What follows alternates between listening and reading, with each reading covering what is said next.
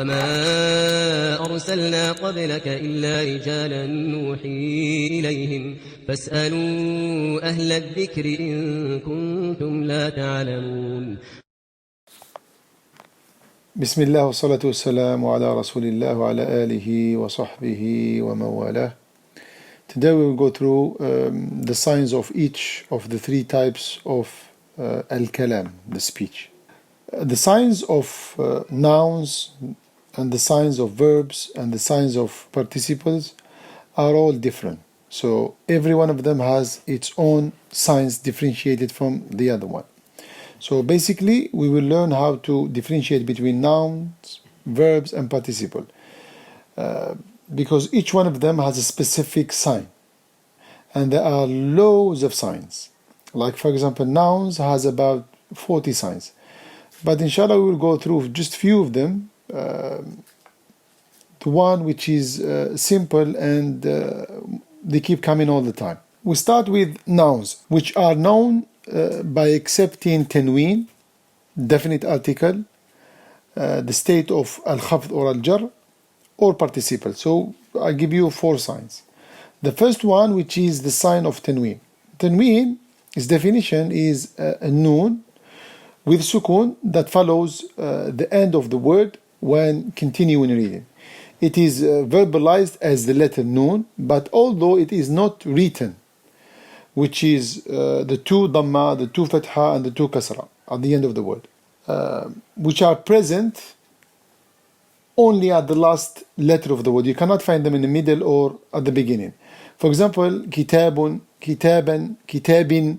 As you can hear, the last sound of the word, it sounds like the letter noon with sukun, but it is not written as a letter noon. It is written as two dhamma and two kasra and two fatha.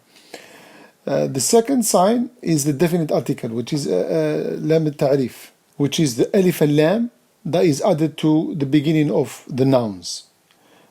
For example, rajul, ar-rajul, shajaratun, ash-shajara. So if you have any word and you can add to it alif and lam, and it has a meaning, it fits, it accepts it, that means that is a noun. The third one, the sign of al-jar or al-khafd, meaning that if a word accepts the kasra at the last letter, that means that is a noun. Like ذهب محمد إلى المسجد. So now al-masjidi has kasra at the last letter, which is the dal. That means al-masjid is a noun. Muhammadun fil bayti, al-bayti, it has a kasra at the last letter, that means it is a noun. The fourth sign, the fourth sign, participle of jar or al-khafd, if it precedes a noun. So if you have a word and there is before it one of the participles, that means that word is a noun. For example, kharaja min as-sayyarati. So mina is a participle. As-sayyarati, we say it is a noun because it's preceded by a participle. Jalasa ala al-kursiyi. So al-kursi, we say it is a noun because it's preceded by the participle ala. The signs of verbs are known by accepting qad, as-sin, sawfa, and the fourth one, ta'nith sakina. The first sign accepting qad. So if you have the word qad before a word, that means the word which comes after qad, it is a verb. The meaning of qad, from its meaning, is closeness, and you can say certainty. تفيد التحقيق والتقريب. Like قد قامت الصلاة, meaning that the iqama salat is near or close. قد أفلح المؤمنون means the success for the believers is guaranteed. So it from its meaning التحقيق والتقريب, closeness and certainty. The second sign, accepting a scene, and this scene is not part of the word, but rather it is being added to the beginning of the verb to indicate a near future. For example, سيصلى نارا ذات لهب. سيصلى, if we remove the scene, there is a verb يصلى. So it is not part of the verb, it's just added at the beginning of the verb, which means soon he will burn in hellfire. فسنيسره لليسرى. means soon we will make smooth for him the path of ease. The third sign, which except in sawfa. Sawfa, it indicates the far or further future. For example, كلا سوف يعلمون. You shall come to know. That means in the future. وَلَسَوْفَ يُعْطِيكَ رَبُّكَ فَتَرْضَى means in the future Allah will give you all good. Although some scholars, they say there is no difference between them. Seen and sawfa, there is no difference. Both of them, they indicate future. The fourth sign, excepting ta tanith sakina, which is the letter ta with sukun. The purpose of it to indicate that the noun that the verb is connected to is feminine. Like قالت ربي ابن لي عندك بيتا. قالت. The verb is قال for male, and then if you add ta with sukun to the end of it, it becomes قالت, which refers to femina, which is the wife of Fir'aun in this verse. Another verse, وصدقت بكلمات ربها. صدق, that's the verb.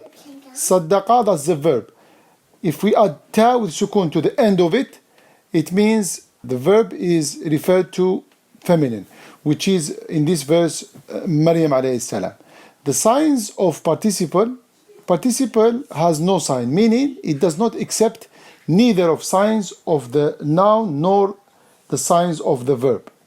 Like ala, an, ila, min. Example, min, which has many different meaning from its meaning is al-ibtida, beginning. Like safartu min al-madinati. So here min,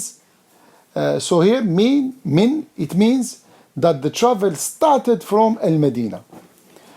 Ila, which has many different meaning as well, from its meaning is al-intiha, the ending point. Like safartu ila Makkah. So here ila means that the travel ending point was at Mecca. An, which has many different meaning as well, from its meaning is al-mujawaza, exceeding something. Like ramaytu sahma an al-qaws. So here an means the arrow exceeded and passed the bow. Ala, which has many different meaning as well, from it is al-isti'la, rising. Like rakibtu ala al-faras. So here ala means rose over. I rose over the house. When we say it has many different meaning, this means when we add another word to it, because we said before that participle does not have meaning within itself. So now, after knowing the signs of each part of the Arabic speech, you can do some practice, because the science of Nahu is a practical science. So you can what you do, you can go to the last surahs of the Quran and try to identify nouns, verbs, and participle using the signs you have learned. So the rules you need to memorize for this lesson is the signs of the nouns are 4, excepting tanween, 2, excepting definite article, 3, excepting al-jar or al-khafd, and the 4th one is excepting participle. The second signs of the verbs are 4, excepting qad, excepting as-sin, excepting sawfa, excepting ta'tanith sakina. The third one, the participle does not accept any of the signs of the verb nor the nouns, meaning it has no sign. Until next time, subhanakallah bihamdik, shahadu an la ilaha illa anta astaghfiruka wa atubu ilayk.